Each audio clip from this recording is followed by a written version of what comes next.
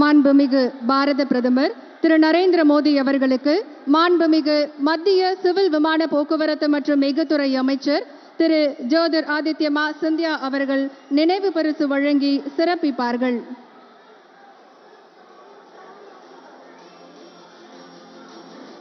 மாண்புமிகு பாரத பிரதமர் அவர்கள் தமிழ்தாய் வாழ்த்து பாடிய மாணவிகளுக்கு தன்னுடைய வாழ்த்துக்களை தெரிவித்திருக்கிறார்கள். இப்போது மாண்புமிகு பாரத பிரதமர் திரு நரேந்திர மோடி அவர்களுக்கு மாண்புமிகு மத்திய சிவில் விமான போக்குவரத்து மற்றும் எஃகுத்துறை அமைச்சர் திரு ஜோதிர் ஆதித்ய சிந்தியா அவர்கள் நினைவு பரிசு வழங்கி சிறப்பிப்பார்கள். We request Honorable Union Minister of Civil Aviation and Steel Thiru Jothi Aditya Scindia to felicitate Honorable Minister Thiru Narendra Modi ji.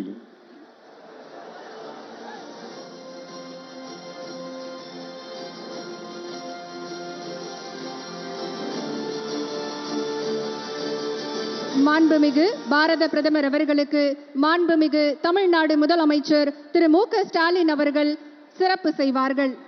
We request our Honorable Chief Minister of Tamil Nadu Thiru M.K. Stalin ji to felicitate Honorable Prime Minister Thiru Narendra Modi ji. மாண்புமிகு மத்திய மீன்வளம் கால்நடை வளர்ப்பு மற்றும் பால்வளத்துறை தகவல் மற்றும் ஒலிபரப்புத்துறை இணை அமைச்சர் டாக்டர் எல் முருகன் அவர்களை வரவேற்புரையாற்ற வருமாறு அன்புடன் அழைக்கின்றோம். பாரத் மாதா கி, பாரத் மாதா கி, பாரத் மாதா கி. இந்த வரலாற்று சிறப்புமிக்க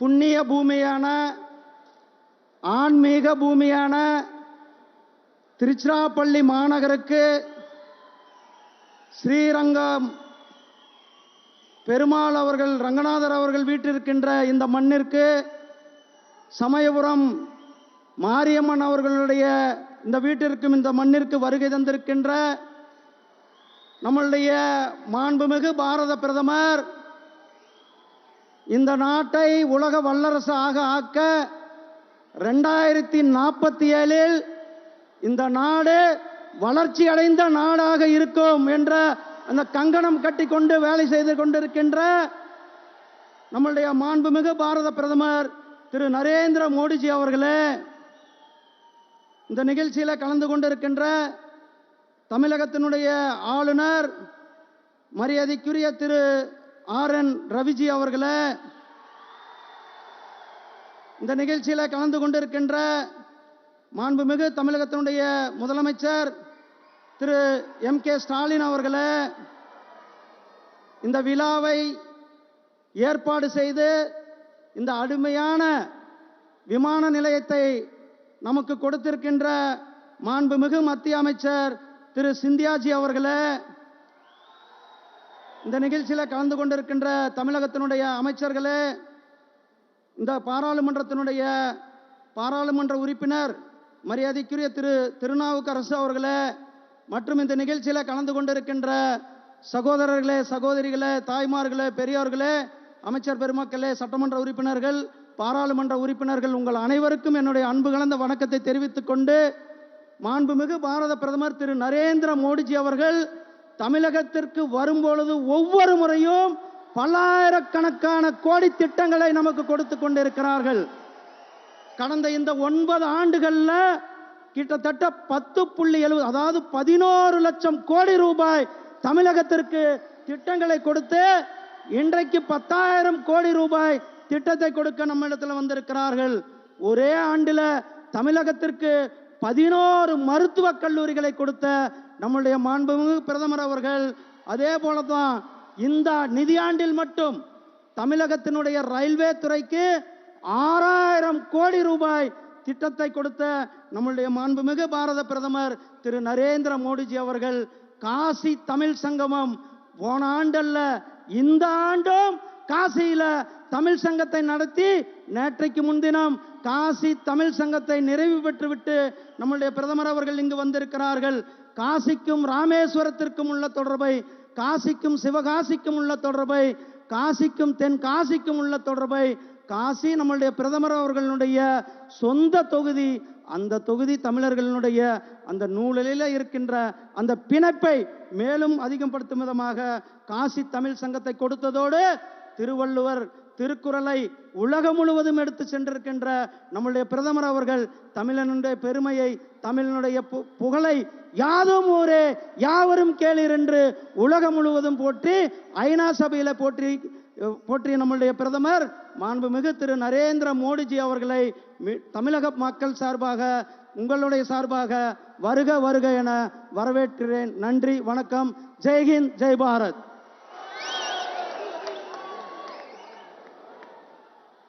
நன்றி ஐயா. அடுத்ததாக மாண்புமிகு மத்திய சிவில் விமான போக்குவரத்து மற்றும் மிகத்துறை அமைச்சர் திரு ஜோதிராதித்ய சிந்தியா அவர்களை உரையாற்ற அன்புடன் அழைக்கின்றோம். We request the Honorable Union Minister of Civil Aviation and Steel, Thiru Jyotiraditya M. Scindia ji, to address the gathering.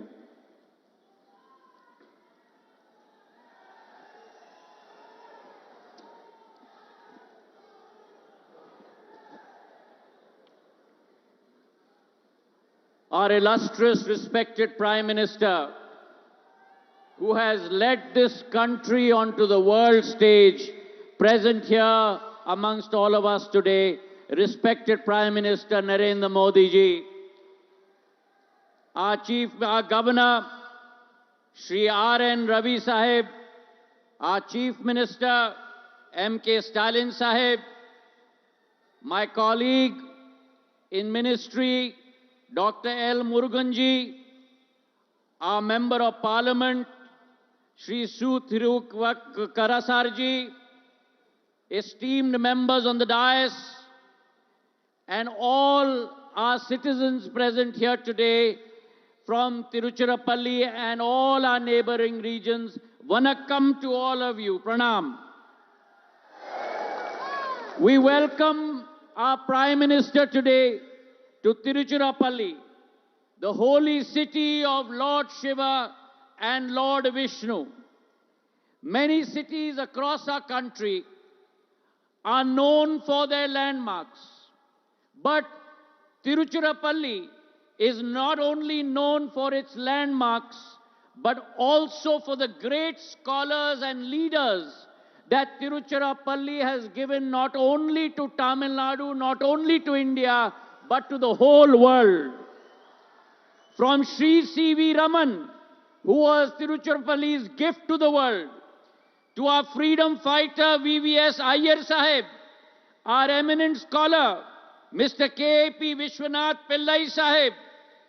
Across the spectrum, Tiruchirappalli is a center of philosophy, a center of tradition, a center of culture, but along with it is the best livable city, is the cleanest city of Tamil Nadu, सबसे स्वच्छ शहर तमिलनाडु का, जो हमारे पूज्य प्रधानमंत्री जी के दिल के करीब विषय है. And along with that is the sacred land for the Hindus, the engineering equipment manufacturing center, the fabrication hub of India, all in one city, and that is our Tiruchirappalli, ladies and gentlemen. It's a perfect example of what Prime Minister Narendra Modi ji has been talking about, that India must stand not only as an economic powerhouse, but also as a cultural powerhouse, a sacred powerhouse, and Tiruchirappalli has the perfect unity of both those aspects. Today it is my honor to be in the presence of the Prime Minister as we unfold a new golden chapter in the development of Tiruchirappalli, the growth center of Tamil Nadu, through this new terminal built at a cost of over 1,100 crores. On behalf of the people of Tiruchirappalli, we thank Prime Minister Narendra Modi ji for this gift. And under his leadership, the government has ensured that airports are not only a medium of travel, but airports become a center of growth. Airports become a center of employment for the whole country. The one change that has taken place in the last 9.5 years, under Prime Minister's leadership in this sector, he has democratized civil aviation for every single citizen of this country. Everyone who wears a Hawai Chappal must also travel in a Hawai Jahaj. That is the Prime Minister's aspiration for the people of our country. And this is what Tiruchirappalli represents, a city teeming with opportunities, the future hub of trade, future hub of tourism, future hub of industry, education, medical facilities. And this airport, ladies and gentlemen, the Prime Minister's strict instruction was, we must build an airport in Tiruchirappalli, not for the next 10 years, not for the next 20 years, but for the next 50 years for the Indian citizens and the citizens of this region. 11,000 square meters is the size of the current airport. This new facility being inaugurated today is 75,000 square meters, 7.5 lakh square feet, ladies and gentlemen. And along with that, you have all seen at the center of this airport is the Gopupuram of Ranganath Swami Temple. This airport represents the cultural capability of Tiruchirappalli. Sri Rangam Rath Yatra is painted on a canvas 35 meters by 25 meters. I would earnestly request all of you to visit the airport to see that.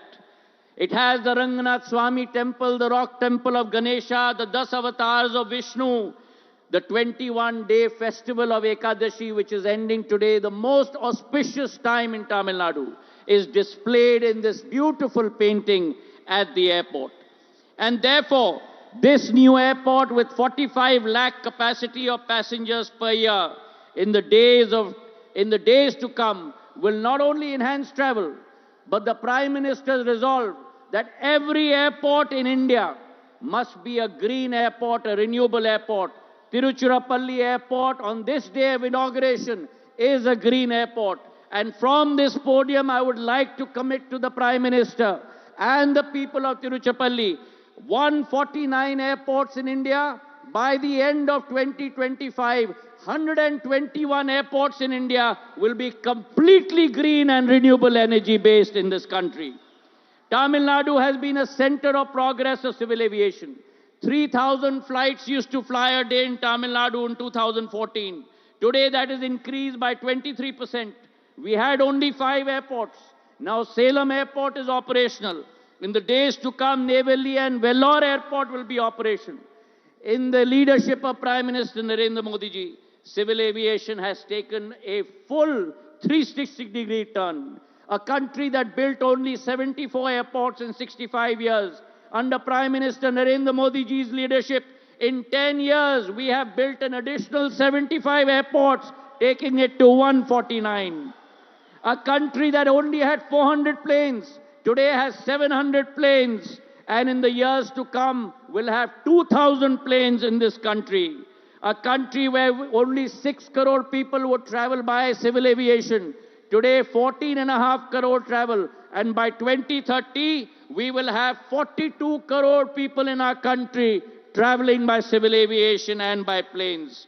And therefore, this commitment that in our yatra, from our Amrit Kal, as Prime Minister always says, our yatra from Amrit Kal to Shatabdi Kal, 2023 to 2047, India under Prime Minister Narendra Modi ji's leadership will emerge as an Atmanirbhar nation, will emerge as a Vishwa Guru on the world stage, will emerge from the 5th largest economy to the 3rd largest economy. And our commitment is, we are the 5th largest civil aviation market in the world. And under Prime Minister's leadership, in the next 5 years, we will also emerge as the 3rd largest civil aviation market in the world. With these words, I thank the Prime Minister for coming to Tiruchirappalli and congratulate all of you on this new airport and new terminal in Tiruchirappalli. Thank you very much. Jai Hind, Jai Bharat. Bharat Mata Ki. Bharat Mata Ki. Bharat Mata Ki.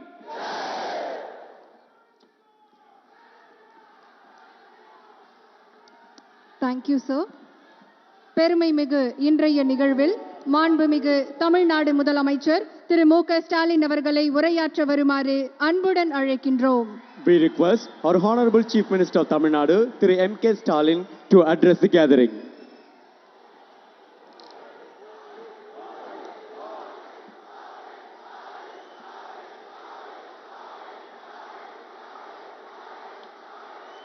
பல்வேறு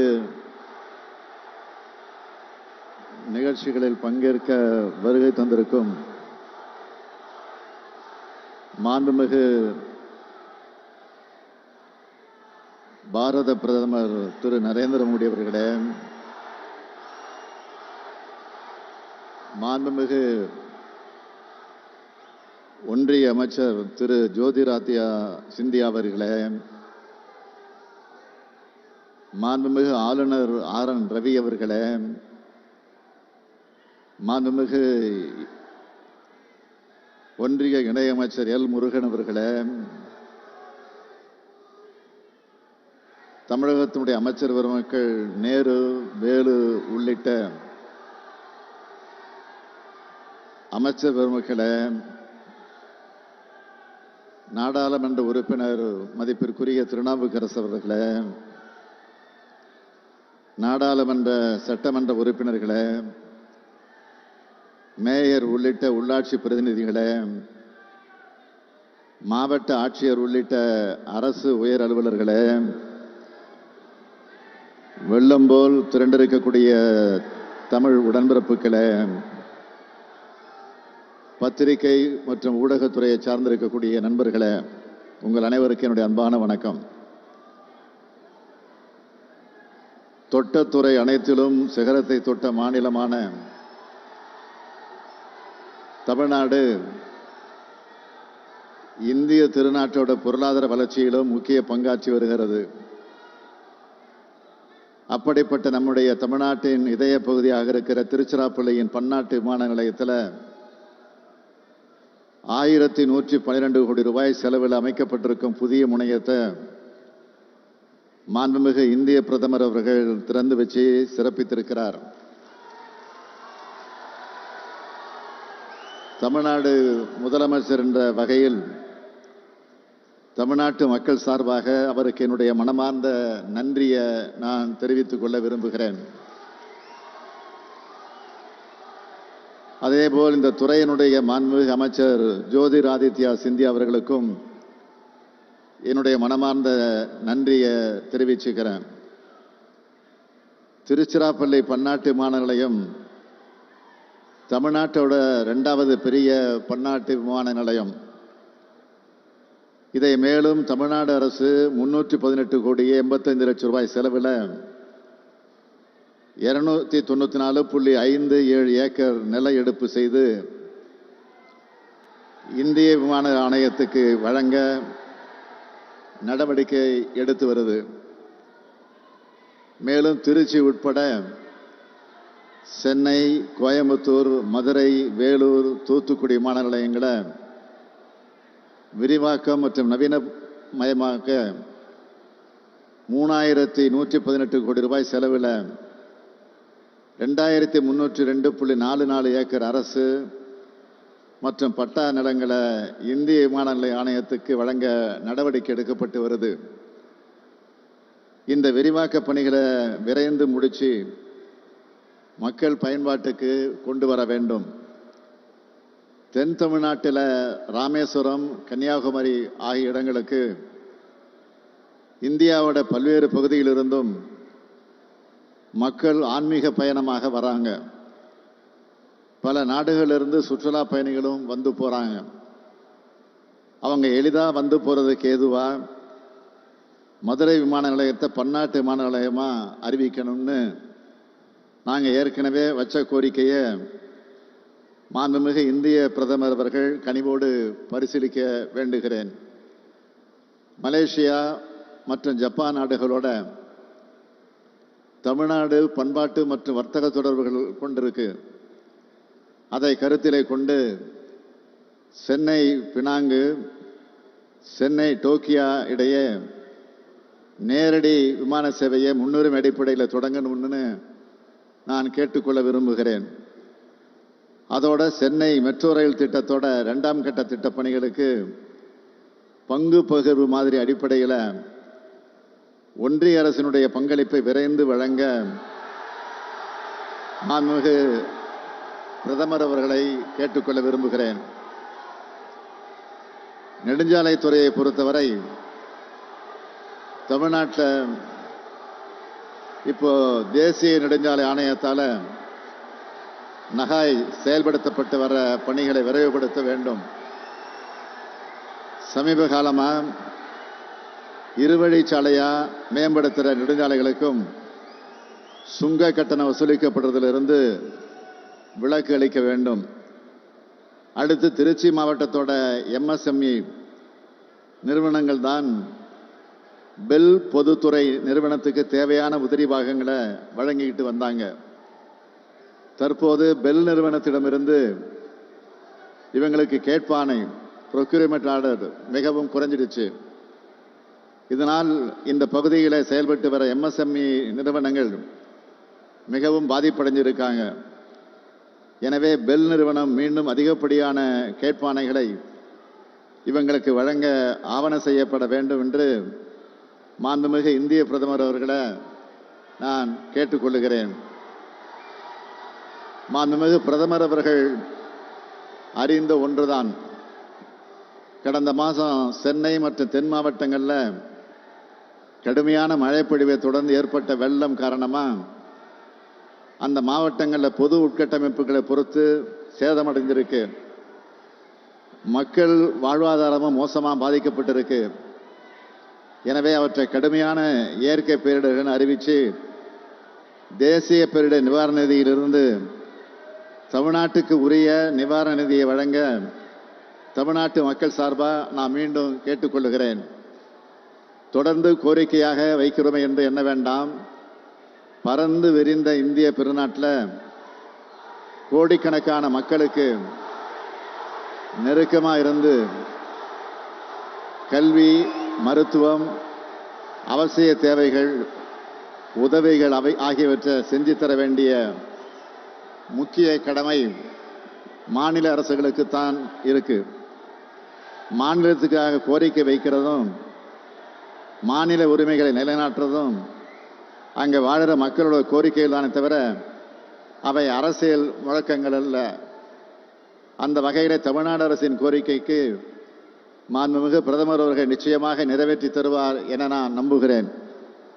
I conclude my speech by thanking our Honorable Prime Minister for gracing this occasion and inaugurating various schemes for Tamil Nadu and laying foundation for new schemes. Nandri, Vanakkam.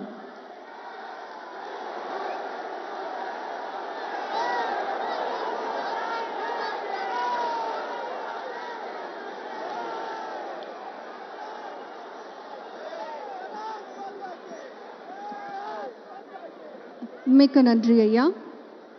அடுத்ததாக மத்திய civil விமான போக்குவரத்து அமைச்சகம், மத்திய சாலை போக்குவரத்து மற்றும் நெடுஞ்சாலை அமைச்சகம், மத்திய துறைமுகம் கப்பல் போக்குவரத்து மற்றும் நீர்வழிகள் அமைச்சகம், மத்திய பெட்ரோலியம் மற்றும் இயற்கை எரிவாயு அமைச்சகம் மற்றும் அணுசக்தி துறை, மத்திய ரயில்வே அமைச்சகம் சார்பாக 20,140 கோடி ரூபாய் மதிப்பிலான 20 திட்டங்களுக்கு அடிக்கல் நாட்டியும் தொடங்கி வைத்தும் நாட்டுக்கு அர்ப்பணிக்குமாறும் மாண்புமிகு பாரத பிரதமர் திரு நரேந்திர மோடி அவர்களை பணிவன்புடன் கேட்டுக்கொள்கின்றோம்.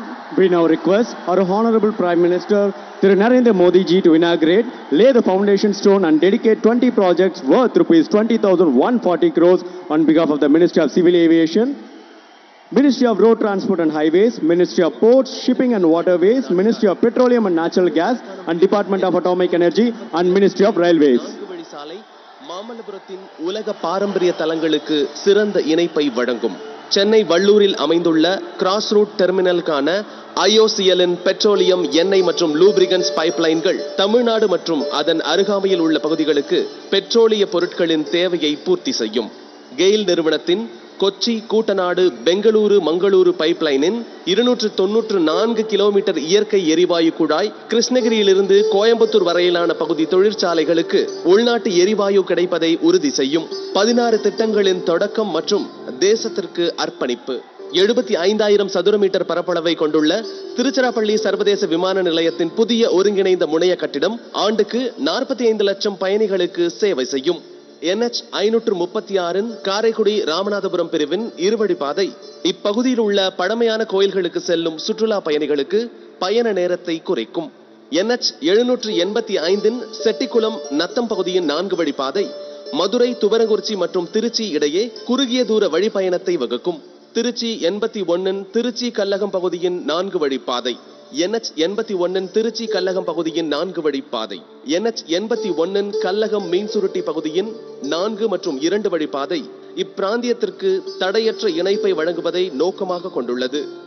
NH 179A சேலம் திருப்பத்தூர் வாணியம்பாடி சாலையின் 36 கிலோமீட்டர் முதல் 80 கிலோமீட்டர் வரையிலான 4 வழி சாலை இப்பகுதி விவசாயிகளுக்கு பயனளிக்கும். IOCLன் செங்கல்பட்டு ராமநாதபுரம் பிரிவின் 488 கிலோமீட்டர் நீளமுள்ள இயற்கை எரிவாயு குழாய் சுத்தமான எரிசக்தி ஆற்றலை உறுதி செய்யும். HPCLன் 697 கிலோமீட்டர் நீளமுள்ள Vijayawada Dharmapuri multi product petroleum pipeline தமிழ்நாட்டின் வடபகுதிகளுக்கு பெட்ரோலிய பொருட்களை சிறப்பாக கிடைக்க வழிவகுக்கும். ஆசனூரில் IOCL நிறுவனத்தின் புதிய பைப்லைன் டெர்மினல் திறப்பு விழா. IGCAR கல்பாக்கத்தின் விரைவு அணு உலை எரிபொருள் மறுசுழற்சி ஆலை குறைந்த விலையில் அணுசக்தி கிடைப்பதை உறுதி செய்யும். ஆட்டோமொபைல் ஏற்றுமதி இறக்குமதி முனையம் 2 மற்றும் கேபிட்டல் ட்ரெட்ஜிங் கட்டம் 5 ஆகியவற்றுடன் ஜெனரல் கார்கோ பெர்த் 2 செயல்படுவதை காமராஜர் துறைமுகத்தின் திறனை 57.44 MTPA உயர்த்தும். நவீன வசதிகளுடன் எதிர்காலத்திற்கான ஆயத்த கல்விக்காக NIT திருச்சிராப்பள்ளியின் பல மாடிகள் கொண்ட அமிதீஸ்ட் விடுதி 1.2 லட்சம் சதுர அடியில் கட்டப்பட்டுள்ளது. 217 கிலோமீட்டருக்கான திருச்சிராப்பள்ளி விருதுநகர் மின்மயமாக்கல் திட்டங்கள். சேலம் மேக்னசைட் JN ஓமலூர் மேட்டூர் அணை பகுதி திட்டத்தில் 41 கிலோமீட்டர் நீளமுள்ள ரயில் இரட்டிப்பு பணியை செயல்படுத்துவது தொழிற்சாலைகளுக்கு எஃகு, இரும்பு மற்றும் நிலக்கரியின் போக்குவரத்தை எளிதாக்கும். விருதுநகர் தென்காசி இடையே 122 கிலோமீட்டர் மின்மயமாக்கல். செங்கோட்டை திருநெல்வேலி வரை 141 கிலோமீட்டர் தூரம் மின்மயமாக்கப்படுவதால் கார்பன் உமிழ்வு குறைவும். 160 கிலோமீட்டர் நீளமுள்ள மதுரை தூத்துக்குடி இருவழி திட்ட இயக்க திறனை மேம்படுத்தி தமிழ்நாட்டில் பயணிகள் மற்றும் சரக்கு போக்குவரத்தை எளிதாக்கும். மாண்புமிகு பாரத பிரதமர் அவர்கள் தொடங்கி வைத்த திட்டங்கள் தொடர்பான காணொளியை இப்போது பார்க்கலாம். A short video of the project will be played now. புதிய இந்தியா வளர்ச்சி மற்றும் மேம்பாட்டிற்கான மாற்றமான பயணத்தை தொடங்கியுள்ளது. வலுவான உள்நாட்டு தேவை, வலுவான பொது உள்கட்டமைப்பு, முதலீடு மற்றும் எப்போதும் வலுப்பெறும் நிதித்துறை ஆகியவை இந்த வளர்ச்சியின் குறிப்பிடத்தக்க அம்சமாகும். மாண்புமிகு பிரதமர் நரேந்திர மோடியின் ஆற்றல் மிக்க தலைமை நாடு முழுவதும் உள்கட்டமைப்பு மற்றும் இணைப்பை மேம்படுத்துவதற்கான முயற்சிகளை முன்னெடுத்து வருகிறது. आने वाले 25 साल भारत के लिए इस शताब्दी के सबसे महत्वपूर्ण 25 साल है. इन 25 वर्षों में हमें अपने इस भारत को समृद्ध बनाना है, हमारे भारत को विकसित बनाना है. சிவில் விமான போக்குவரத்து, ரயில்வே, நெடுஞ்சாலைகள், எண்ணெய் மற்றும் இயற்கை எரிவாயு, அணுசக்தி, கப்பல் மற்றும் துறைமுகங்கள் மற்றும் கல்வி ஆகிய துறைகளில் இந்தியா புரட்சிகரமான முன்னேற்றத்தை கண்டுள்ளது. இது புதிய வேலைவாய்ப்பு வழிகள் மற்றும் நாட்டின் முழுமையான வளர்ச்சிக்கு வழிவகுத்தது. தமிழகத்திற்கு 20 உள்கட்டமைப்பு திட்டங்கள் பரிசாக அளிக்கப்பட்டு வருகிறது. 20,140 கோடிகள் பிராந்தியத்தின் வளர்ச்சி நிலப்பரப்பை மாற்றும் வகையில் அமைக்கப்பட்டுள்ளது. இதில் 16,000 கோடி மதிப்பிலான திட்டங்களுக்கு அடிக்கல் நாட்டப்பட்டது. 4,100 கோடி அதிகரித்து வரும் பயணிகளின் தேவையை பூர்த்தி செய்யவும், சிறந்த விமான இணைப்பை வழங்கவும், தமிழகத்தின் சுற்றுலா, வணிகம், சுகாதாரம் மற்றும் கல்வித்துறைகளை மேம்படுத்தவும் திருச்சிராப்பள்ளி சர்வதேச விமான நிலையத்தின் புதிய ஒருங்கிணைந்த முனைய கட்டடம் இன்று திறக்கப்படுகிறது. 1,112 கோடி ரூபாய் செலவில் இந்த முனையம் கட்டப்பட்டுள்ளது. இந்த முனையம் ஆண்டுக்கு 45 லட்சம் பயணிகளுக்கு சேவை செய்யும் திறன் கொண்டது மற்றும் பயணிகளின் வசதிக்காக நவீன வசதிகளுடன் உள்ளது. 60 செக் இன் கவுண்டர்கள், 44 புறப்பாடு மற்றும் வருகை குடியேற்ற கவுண்டர்கள், பயணிகளின் விரைவான மற்றும் சீரான போக்குவரத்தை உறுதி செய்யும் அதே வேளையில் முனையத்தில் உள்ள நவீன ஓய்வறைகள் வசதியை மேம்படுத்தும். புதிய ஆப்ரன் ஏர்பஸ் 321 வகை விமானங்களுக்கு இடமளிக்கும் வகையில் விமான நிறுத்தும் திறனை 8 முதல் 19 வரை அதிகரிக்கும். இதனால் விமான நிலையத்தின் செயல்பாட்டு திறன் அதிகரிக்கும். முனைய வடிவமைப்பு திருச்சி கலாச்சார பாரம்பரியத்தை பிரதிபலிக்கும் பாரம்பரியம் மற்றும் சமகால கட்டிடக்கலை கூறுகளின் இணக்கமான கலவையாகும். மல்டி மாடல் இணைப்பை அதிகரிக்கும் முயற்சியில் அரசு நாடு முழுவதும் ரயில்வே நெடுஞ்சாலை துறைமுகங்களை இந்தியா வேகமாக மேம்படுத்தி வருகிறது. தமிழக மக்கள் பயன்பெறும் வகையில் 2917 கோடி ரூபாய் மதிப்பிலான 5 பெரிய திட்டங்களை ரயில்வே நிறைவேற்றி உள்ளது என்பது தெளிவாகிறது. இந்த திட்டங்களில் சேலம் மேக்னசைட் சந்திப்பு, ஓமலூர் மேட்டூர் அணை இரட்டிப்பு, மதுரை தூத்துக்குடி இரட்டிப்பு மற்றும் திருச்சிராப்பள்ளி விருதுநகர் மின்மயமாக்கல், விருதுநகர் தென்காசி சந்திப்பு மற்றும் செங்கோட்டை தென்காசி திருநெல்வேலி திருச்செந்தூர் ஆகியவை தென் தமிழக மக்களுக்கு பெரிதும் பயனளிக்கும் மற்றும் கரியமில வாயுவை குறைக்கும் பரந்த நோக்கத்துடன் இணையும். தேசிய நெடுஞ்சாலை திட்டங்கள் ரூபாய் 4876 கோடி தேசத்திற்கு அர்ப்பணிக்கப்படுகிறது. இதில் தேசிய நெடுஞ்சாலை 81 திருச்சி கல்லகம் பகுதியின் 4 வழிப்பாதை மற்றும் NH 81 கல்லகம் மீன்சுருட்டி பிரிவின் 4 வழிப்பாதையும் அடங்கும். NH 785 செட்டிக்குளம் நத்தம் பிரிவு 4 வழிப்பாதை, காரைக்குடி ராமநாதபுரம் NH 536 2 வழிப்பாதை, சேலம் திருப்பத்தூர் வாணியம்பாடி சாலையின் NH 179A 36 கிலோமீட்டர் முதல் 80 கிலோமீட்டர் வரை 4 வழி சாலை மற்றும் முகையனூர் மரக்காணம் 4 வழி சாலைக்கு அடிக்கல் 1116 கோடி செலவில் NH 332A பிரிவும் போடப்படுகிறது. சென்னை காமராஜர் போர்ட் லிமிடெடின் ஜெனரல் கார்கோ பர்த் 2 மற்றும் கேபிட்டல் டிரெட்ஜிங் கட்டம் 5 திறப்பு விழா ரூபாய் 341 கோடி செலவில் கட்டப்பட்ட துறைமுகத்தின் சரக்கு கையாளும் திறனை 57.44 MTPA-வாக உயர்த்தும். உலகின் மிக வேகமாக வளரும் எரிசக்தி சந்தைகளில் இந்தியாவும் ஒன்று.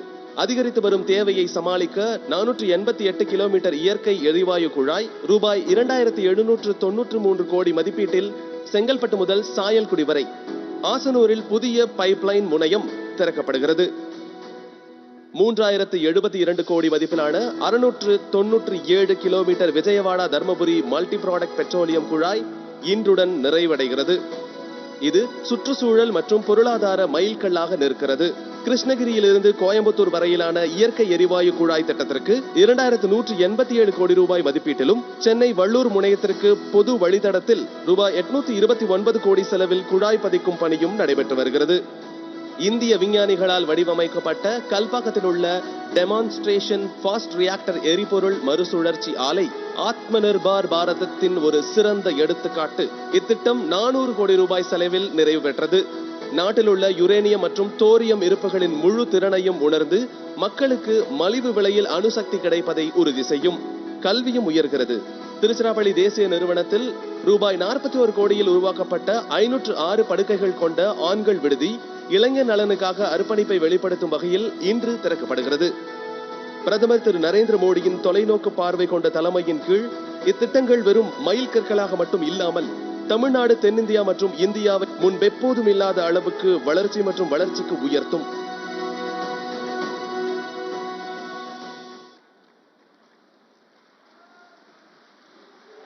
சிறப்புமிக்க இன்றைய விழாவில் மாண்புமிகு பாரத பிரதமர் திரு நரேந்திர மோடி அவர்களை உரையாற்ற வருமாறு பணிவன்புடன் அழைக்கின்றோம். We request our Honorable Prime Minister Thiru Narendra Modi ji to address the gathering.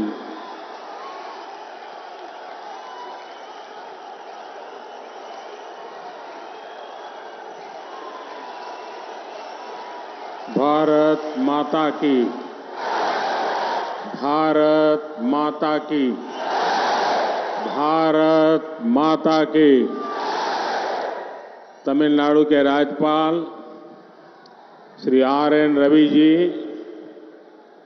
मुख्यमंत्री MK स्टालिन जी, केंद्रीय मंत्रिमंडल के मेरे सहयोगी ज्योतिरादित्य सिंधिया जी और इसी धरती के संतान मेरे साथी L मुरुगन जी, तमिलनाडु सरकार के मंत्रीगण, सांसद और विधायकगण और तमिलनाडु के मेरे परिवारजनों, वणक्कम। தமிழ்நாட்டின் ஆளுநர் திரு RN ரவி அவர்களே, தமிழக முதல்வர் திரு MK ஸ்டாலின் அவர்களே, மத்திய அமைச்சரவையின் என் சகாவான திரு ஜோதிராதித்ய சிந்தியா அவர்களே, இந்த மண்ணின் மைந்தரான டாக்டர் L முருகன் அவர்களே, தமிழக அரசின் அமைச்சர்களே, நாடாளுமன்ற சட்டமன்ற உறுப்பினர்களே, மேலும் தமிழ்நாட்டின் என் குடும்ப சொந்தங்களே, வணக்கம். எனது தமிழ் குடும்பமே, முதலில் உங்கள் அனைவருக்கும் 2024 புத்தாண்டு நல்வாழ்த்துக்கள். I wish that the year 2024 is peaceful and prosperous for everyone. It is a privilege that my first public program in 2024 is happening in Tamil Nadu. Today, development projects worth nearly rupees 20,000 crore will strengthen Tamil Nadu's progress.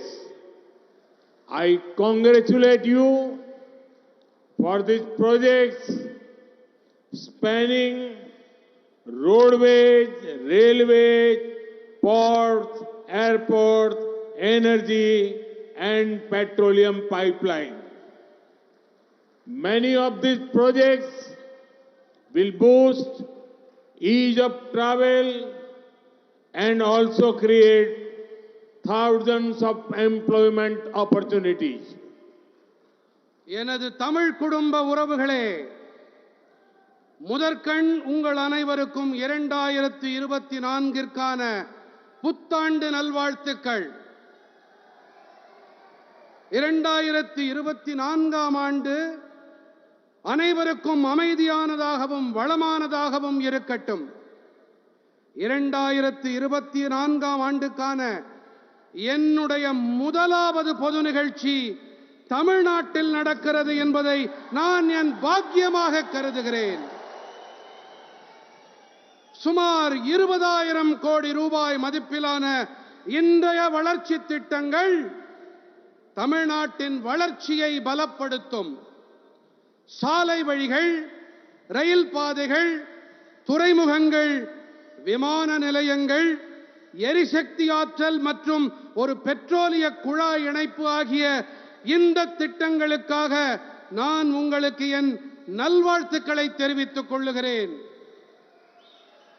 இதில் பல திட்டங்கள் பயணிப்பதில் சுலபத்தன்மை, அதை ஊக்கப்படுத்துவதோடு ஆயிரக்கணக்கான வேலை வாய்ப்புகளையும் உருவாக்கும். Friends, the last few weeks of 2023 were difficult for many people in Tamil Nadu. We lost many of our fellow citizens due to heavy rains. There has also been significant loss of property. I was deeply moved at the condition of the affected families.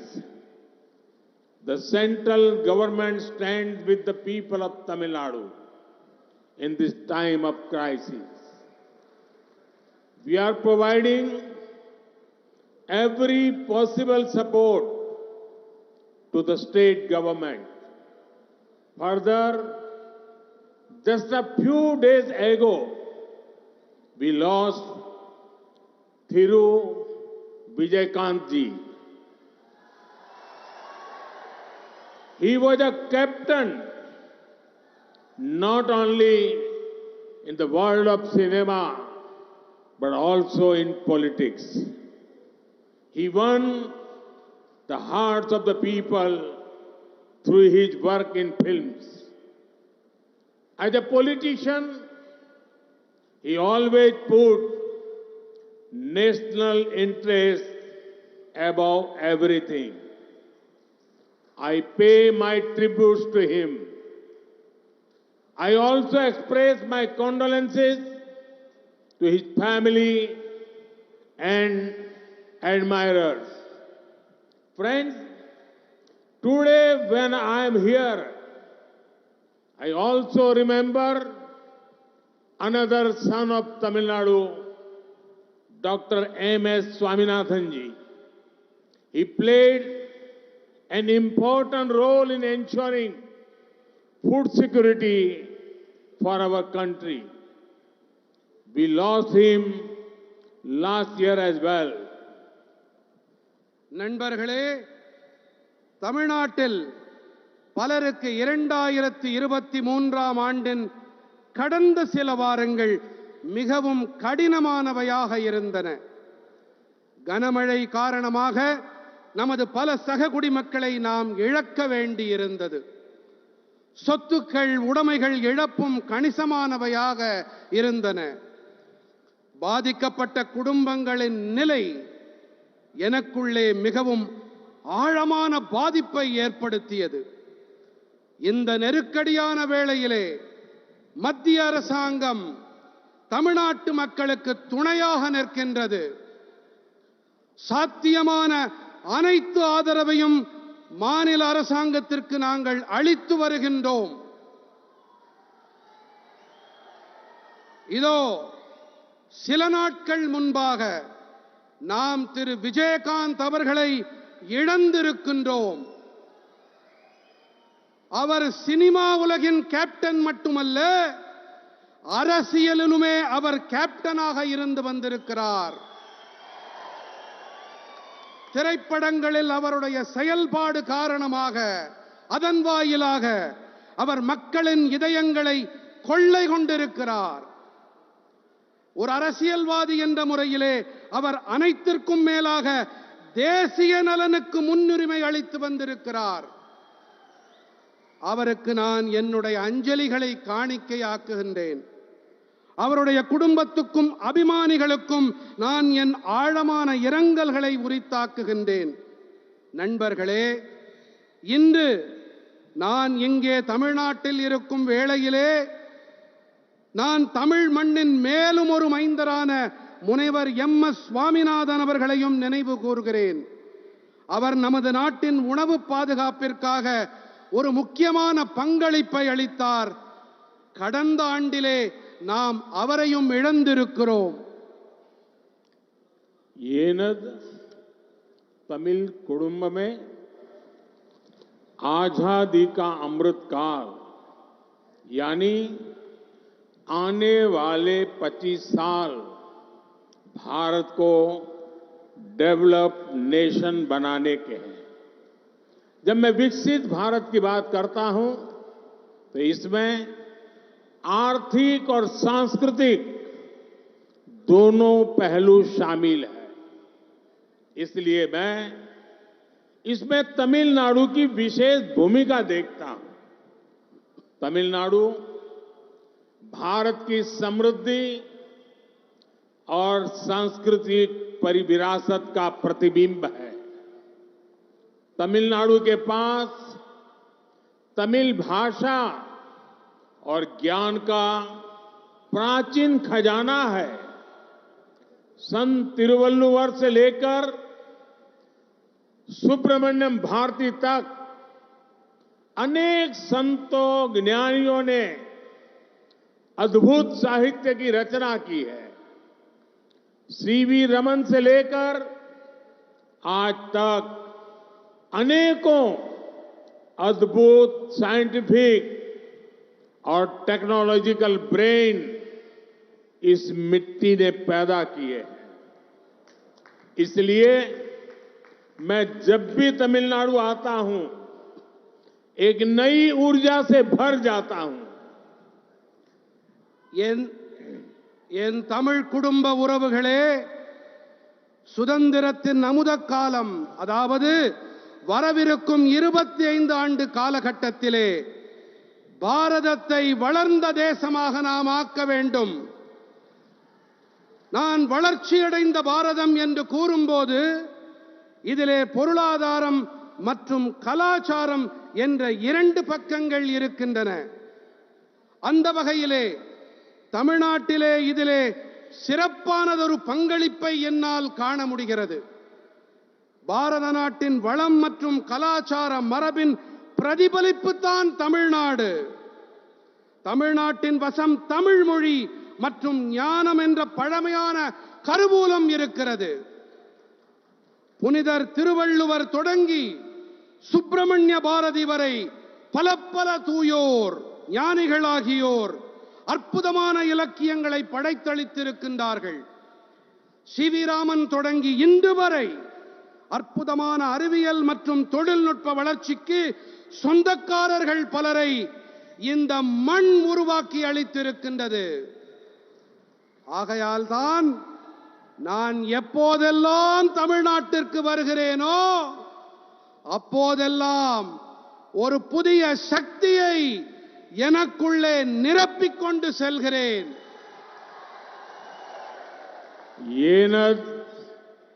कुटुंब में तिरुचिरापल्ली शहर में तो समृद्ध इतिहास के प्रमाण कदम कदम पर दिखते हैं. यहां हमें पल्लव, चोल, पांड्य और नायक जैसे विभिन्न राजवंशों के सुशासन का मॉडल दिखता है. मेरे बहुत सारे तमिल मित्र रहे हैं, मेरी उनसे बहुत आत्मीयता रही है और मुझे उनसे तमिल कल्चर के बारे में बहुत कुछ सीखने को भी मिला है. मैं दुनिया में कहीं भी जाता हूं तो तमिलनाडु की चर्चा किए बिना रह नहीं पाता. साथियों, मेरा प्रयास है कि देश के विकास और विरासत में तमिलनाडु से मिली सांस्कृतिक प्रेरणा का लगातार विस्तार हो. आपने देखा है कि दिल्ली में संसद की नई इमारत में पवित्र सेंगोल की स्थापना की गई है. एक गुड गवर्नेंस के उस मॉडल से प्रेरणा लेने का प्रयास है जो तमिल परंपरा ने पूरे देश को दिया है. काशी तमिल संगमम, सौराष्ट्र तमिल संगमम जैसे अभियानों का मकसद भी यही है. जब से ये अभियान शुरू हुए हैं तब से पूरे देश में तमिल भाषा, तमिल कल्चर को लेकर उत्साह और बढ़ा है. எனக்கு பிரியமான குடும்ப உறுப்பினர்களே, திருச்சிராப்பள்ளி நகரம் என்று சொன்னாலே வளமான வரலாற்றுக்கான சான்றுகள் அங்கிங்கெனாதபடி எல்லா இடங்களிலும் கொட்டி கிடக்கின்றது. இங்கே பல்லவர்கள், சோழர்கள், பாண்டியர்கள், நாயக்கர்கள் போன்ற பல்வேறு அரச வம்சங்களின் நல்லாட்சி மாதிரிகள் கண்கூடாக காண கிடைக்கின்றன.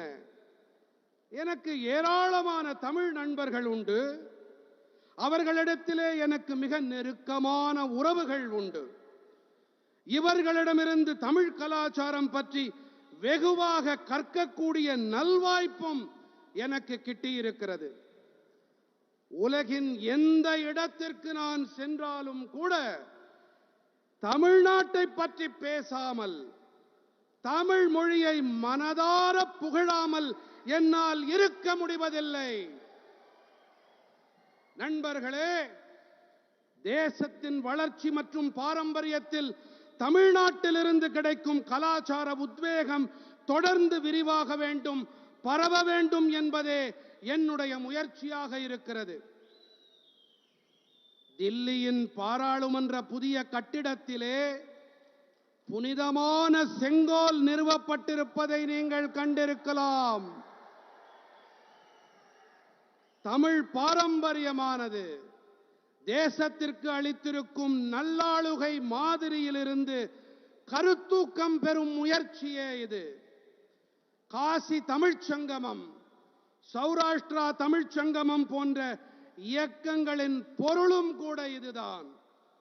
இந்த இயக்கங்கள் தொடங்கப்பட்டதிலிருந்து நாடு முழுவதிலும் தமிழ் மொழி, தமிழ் கலாச்சாரம் தொடர்பான உற்சாகம் அதிகரித்துக் கொண்டே இருக்கிறது. येन कुडुंब में पिछले 10 वर्षों में भारत ने आधुनिक इंफ्रास्ट्रक्चर पर बहुत बड़ा निवेश किया है. रोड, रेल, पोर्ट, एयरपोर्ट, गरीबों के घर हो या अस्पताल, आज भारत फिजिकल और सोशल इंफ्रास्ट्रक्चर पर अभूतपूर्व निवेश कर रहा है. आज भारत दुनिया की टॉप 5 इकोनॉमी में है. आज भारत पूरी दुनिया में एक नई उम्मीद बनकर उभरा है. बड़े बड़े इन्वेस्टर्स भारत में निवेश कर रहे हैं और इसका सीधा लाभ तमिलनाडु को, तमिलनाडु के लोगों को भी मिल रहा है. तमिलनाडु मेक इन इंडिया का बहुत बड़ा ब्रांड एम्बेसडर बन रहा है. என் அன்பு நிறை குடும்ப சகோதர சகோதரிகளே, கடந்த 10 ஆண்டுகளிலே நவீன கட்டமைப்பின் மீது மிகப்பெரிய முதலீட்டை பாரதம் புரிந்திருக்கிறது. சாலை வழி, ரயில் பாதை, துறைமுகம், விமான நிலையங்கள், ஏழைகளுக்கான வீட்டு வசதிகள் அல்லது மருத்துவமனைகள் என இன்று பாரதம் கட்டுமானம் மற்றும் சமூக கட்டமைப்பின் மீது இதுவரை காணாத முதலீடுகளை செய்து வருகின்றது. இன்று பாரதம் உலகின் தலை சிறந்த 5 பொருளாதாரங்களில் ஒன்றாக விளங்குகிறது. உலகின் ஒரு புதிய நம்பிக்கை தாரகையாக இன்று பாரதம் ஒளிவீசிக் கொண்டிருக்கிறது. பெரிய பெரிய முதலீட்டாளர்கள் எல்லாம் இன்று பாரதத்தில் முதலீடு செய்து வருகிறார்கள். இதன் நேரடி ஆதாயம் தமிழ்நாட்டிற்கும் தமிழ் மக்களுக்கும் கிடைத்து வருகின்றது. தமிழ்நாடு மேக் இன் இந்தியா, இந்தியாவில் தயாரிப்போம், இதன் மிகப்பெரிய பிராண்ட் அம்பாசடராக மாறிக்கொண்டிருக்கிறது. येन कुडुंब में हमारी सरकार राज्य के विकास से देश के विकास के मंत्र पर चलती है.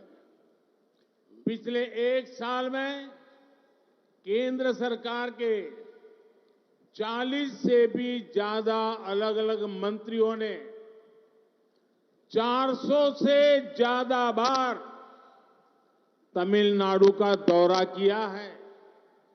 जब तमिलनाडु का तेज विकास होगा तो भारत का भी विकास तेज होगा. डेवलपमेंट का एक बहुत बड़ा माध्यम कनेक्टिविटी भी है. इससे व्यापार, कारोबार भी बढ़ता है, लोगों को भी सुविधा होती है. विकास की यही भावना आज हम यहां तिरुचिरापल्ली में भी देख रहे हैं.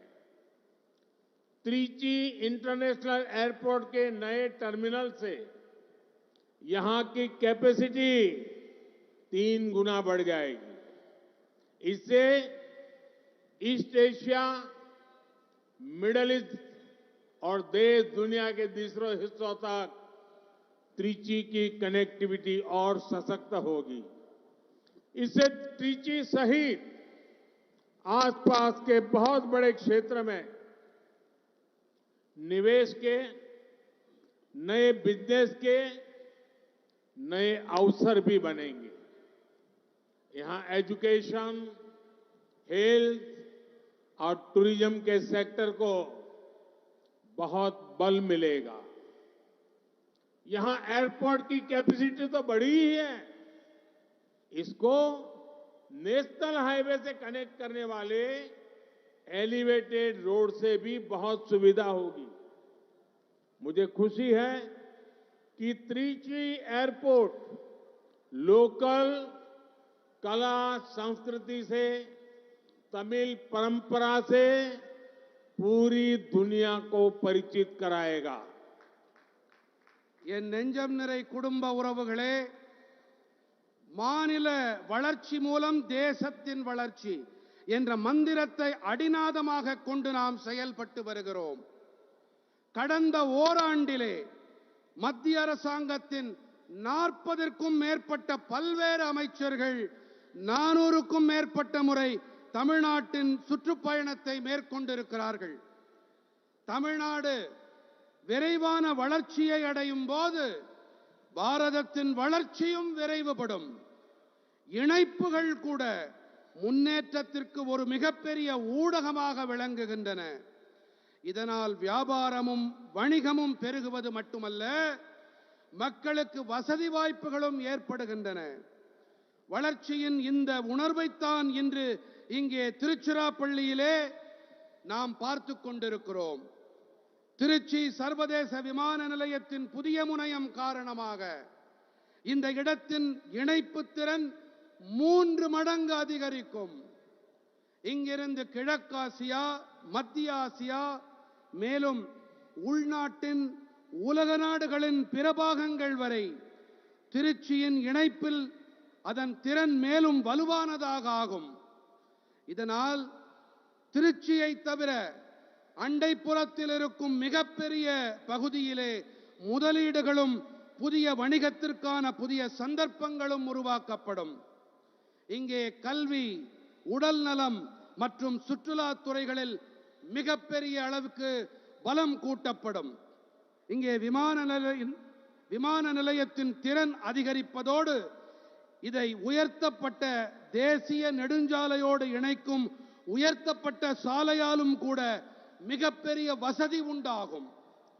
திருச்சி விமான நிலையம் உள்ளூர் கலை கலாச்சாரம் வாயிலாக தமிழ் பாரம்பரியம் பற்றிய பெருமை மிகு விஷயங்களை உலகினுக்கு பறைசாற்றும் என்பது எனக்கு அளவில்லா மகிழ்ச்சியை அளிக்கிறது.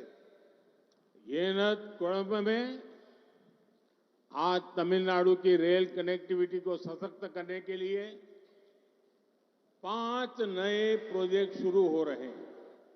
इनसे ट्रेवल और ट्रांसपोर्टेशन तो आसान होगी ही, इस क्षेत्र में इंडस्ट्री को, बिजली उत्पादन को भी बल मिलेगा। आज जिन रोड प्रोजेक्ट्स का लोकार्पण हुआ है वो श्रीरंगम, चिदंबरम, मदुरई, रामेश्वरम, वेल्लोर जैसे महत्वपूर्ण स्थानों को जोड़ते हैं। ये हमारी आस्था, आध्यात्म और पर्यटन के बड़े केंद्र हैं। इससे सामान्य जन के साथ साथ तीर्थ यात्रियों को भी बहुत सुविधा होगी। என் உயிரினும் மேலான என் குடும்ப சொந்தங்களே, இன்று தமிழ்நாட்டின் ரயில் இணைப்பு திறனை மேலும் வலுவானதாக ஆக்க 5 புதிய திட்டங்கள் தொடங்கப்பட்டிருக்கின்றன. இவற்றால் பயணம் மற்றும் போக்குவரத்து எளிதாக ஆகும் என்பது ஒரு புறம். மற்றொரு புறத்திலே இந்த பகுதியில் தொழில்களுக்கும் மின்சார உற்பத்திக்கு கூட பெரும் வலு கூட்டப்படும். இந்த நாட்டுக்கு அர்ப்பணிக்கப்பட்டிருக்கும் மக்கள் நலத் திட்டங்கள் ஸ்ரீரங்கம், சிதம்பரம், மதுரை, ராமேஸ்வரம், வேலூர் போன்ற மகத்துவம் வாய்ந்த இடங்களை இணைக்கின்றன. இவை நமது நம்பிக்கை, ஆன்மீகம் மற்றும் சுற்றுலாவின் பெரிய மையங்கள். இவற்றால் எளிய சாமானியர்களோடு கூடவே புனித பயணங்களை மேற்கொள்வோருக்கும் கூட மிகப்பெரிய வசதிகள் உண்டாகும்.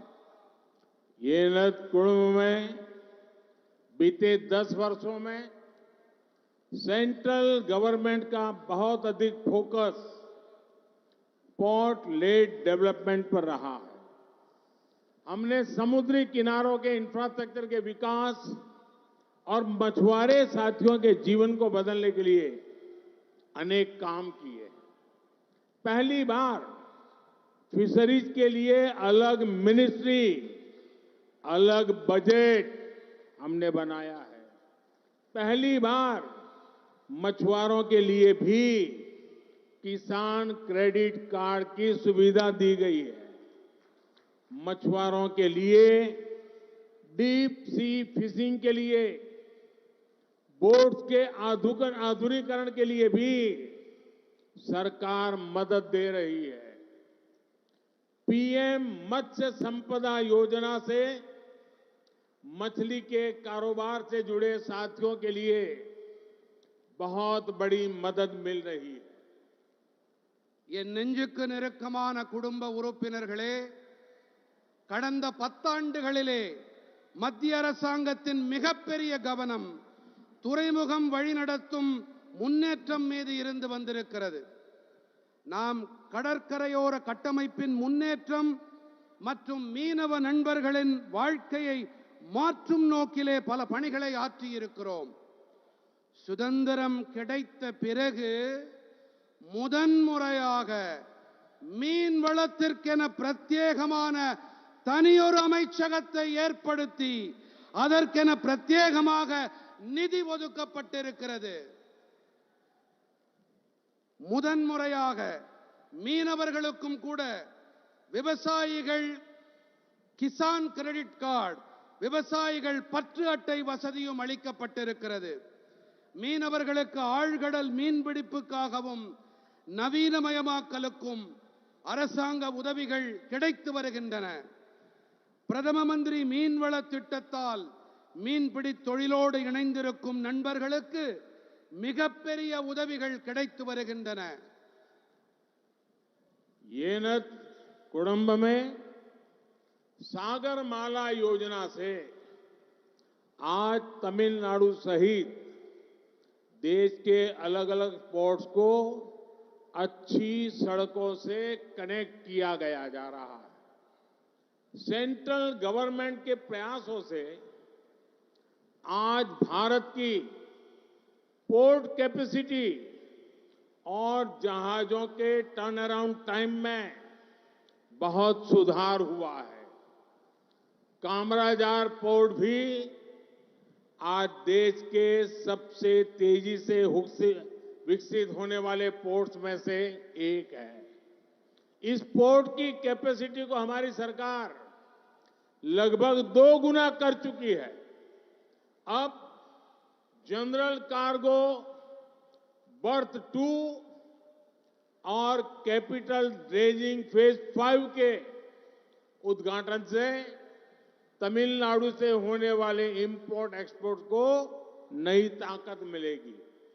विशेष रूप से ये ऑटोमोबाइल सेक्टर में तमिलनाडु की क्षमताओं का विस्तार करेगा. न्यूक्लियर रिएक्टर और गैस पाइपलाइन से भी तमिलनाडु में इंडस्ट्री को रोजगार निर्माण को बल मिलेगा. என் உயிரினும் மேலான என் குடும்ப சொந்தங்களே, சாகர்மாலா திட்டத்தால் இன்று தமிழ்நாடு உட்பட தேசத்தின் பல்வேறு துறைமுகங்கள் நல்ல சாலைகளோடு இணைக்கப்பட்டு வருகின்றன. மத்திய அரசின் பெருமுயற்சிகளால் இன்று பாரதத்தின் துறைமுக திறனிலும் கப்பல்கள் துறைமுகத்திற்கு வந்து திரும்பிச் செல்லும் நேர அளவிலும் பெரிய மேம்பாடு ஏற்பட்டிருக்கிறது. காமராஜர் துறைமுகம் கூட இன்று தேசத்தின் மிக விரைவாக மேம்பாடு அடைந்து வரும் துறைமுகங்களில் ஒன்றாக விளங்குகிறது. இந்த துறைமுகத்தின் கொள்திறனை நமது அரசாங்கம் கிட்டத்தட்ட 2 மடங்கு வரை அதிகப்படுத்தி இருக்கிறது. இப்போது பொதுவான சரக்கு பர்த் 2, மற்றும் கேபிட்டல் ரெட்ஜிங் 5வது கட்டத்தின் தொடக்கம் காரணமாக தமிழ்நாட்டில் ஆக இருக்கும் ஏற்றுமதி இறக்குமதிக்கு புதிய சக்தி கிடைக்கும். சிறப்பான வகையில் இது வாகனத்துறையில் தமிழ்நாட்டின் திறமைகளை விரிவாக்கும். அணுசக்தி உலை மற்றும் எரிவாயு குழாய் மூலமாகவும் கூட தமிழ்நாட்டின் தொழிற்சாலைகளுக்கு வேலை வாய்ப்பு உருவாக்கல்களுக்கு புதிய பலம் கிடைக்கும். ये न कुडुंब में आज केंद्र सरकार तमिलनाडु के विकास के लिए राज्य पर रिकॉर्ड राशि खर्च कर रही है. 2014 से पहले के 10 सालों में केंद्र सरकार की तरफ से राज्यों को 30 लाख करोड़ रुपए के आसपास ही दिए गए थे, जबकि हमारी सरकार ने पिछले 10 वर्षों में राज्यों को 120 लाख करोड़ रुपए दिए हैं. 2014 से पहले के 10 साल में तमिलनाडु को जितनी राशि केंद्र सरकार के मिली थी, उससे 2.5 गुना ज्यादा राशि हमारी सरकार ने दी है. पहले के मुकाबले हमारी सरकार ने तमिलनाडु में नेशनल हाईवे बनाने के लिए 3 गुना ज्यादा राशि खर्च की है. रेलवे को आधुनिक बनाने के लिए भी हमारी सरकार पहले के मुकाबले तमिलनाडु में 2.5 गुना ज्यादा खर्च कर रही है.